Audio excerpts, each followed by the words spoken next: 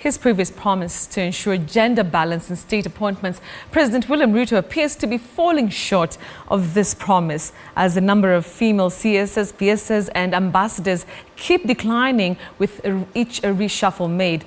Now, this being a clear indication that Kenya is far from bridging the gender gap. Elizabeth Atieno now reports. When President William Ruto took office on the 13th of September 2022, he made a bold promise to uphold gender equality and implement the 2/3 gender rule. On the matter of gender parity, I am committed to the 2/3 gender rule as enshrined in our constitution. We will work with Parliament to fast-track various legislative proposals and establish a framework that will resolve this matter expeditiously, as I promised in our manifesto. Despite promising that half of his cabinet will be occupied by women, only 7 women made it to the first cabinet in the Kenya Kwanza government, which translates to only 31.8%. The participation of women in our governance does not make us lesser, it makes us greater.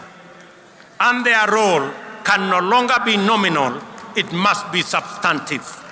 In July 2024, President Ruto reshuffled his cabinet, firing most of his cabinet secretaries and appointing new ones. But the number of women in cabinet dropped from 7 to only 5.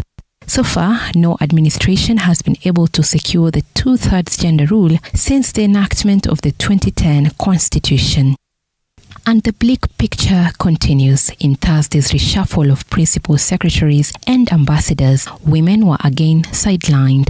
Of the 14 new appointees, only 5 were women. Among 6 new ambassadors and deputies head of mission, just 1 former health CS, Susan Akumicha, made the cut as a permanent representative of Kenya to the UN Habitat. Additionally, Ruto nominated men to replace 3 female chairpersons at key independent commissions, whereby Ahmed Hassan replaced Anne Makori as the chairperson for the Independent Policing Oversight Authority, IPOA. Sami Chepkwony replaced Lynn Mengich as the chairperson for the Salaries and Remunerations Commission, SRC, and Charles Orinda replaced Florence Kajuju as the chairperson of the Commission on Administrative Justice, CAJ. In March 2024, President Ruto announced that UDA will select a female running mate in the 2027 general election, and now only time will tell if this promise will be fulfilled. But based on the appointments made during his 2.5 years in office, it is clear that the realization of the 2/3 gender rule remains nothing more than a political